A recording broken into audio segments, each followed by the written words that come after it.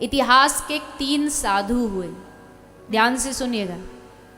इतिहास के 3 संत हुए जिन तीनों की परिस्थिति सिचुएशन एकदम अलग अलग थी, पर उन तीनों ने उस परिस्थिति को भगवान की कृपा से कैसे जोड़ दिया वो सुनो।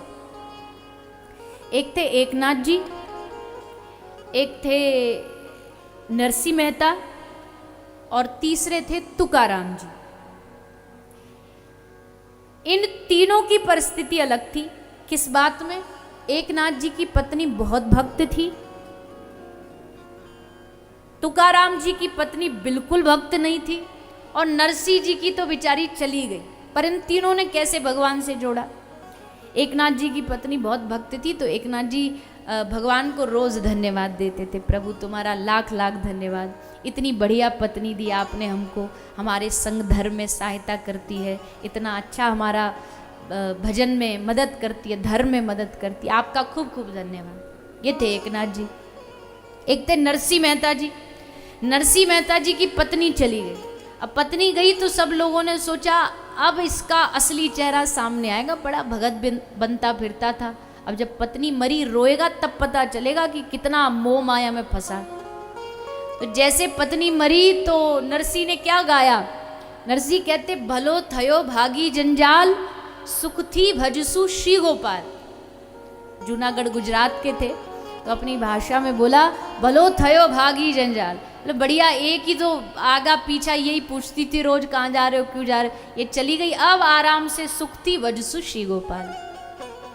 तो एक की पत्नी थी अच्छी तो धन्यवाद, एक की पत्नी चली गई तो धन्यवाद। तीसरे थे तुकाराम जी, और इनकी महाराज पत्नी बड़ी खतरनाक थी, हर काम में कुछ ना कुछ।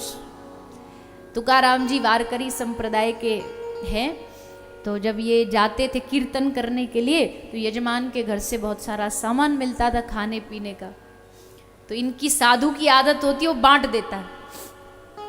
तो तुकाराम जी पूरा सामान रास्ते आते आते बांटते आते। तो एक दिन किसी ने आके तुकाराम जी की पत्नी को बताया कि तुम्हारा जो पति तुकाराम जी बहुत सारा माल लेकर के आ रहे हैं खाने का। तो बड़ी खुश हो गई, दरवाजे पे खड़ी हो गई कि हम बढ़िया माल खाएंगी।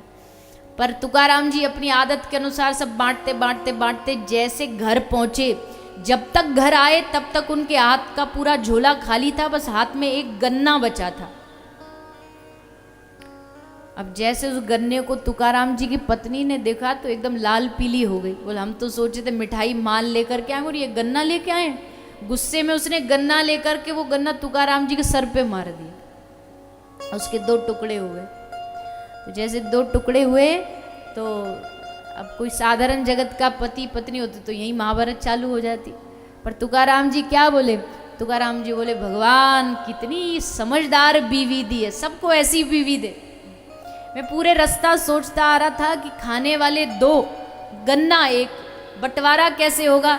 धन्य भगवान आते ही तूने मेरी समस्या का हल कर लिया, ले आधा तू ले आधा मैं ले, तो बैठ के गन्ना खाएंगे।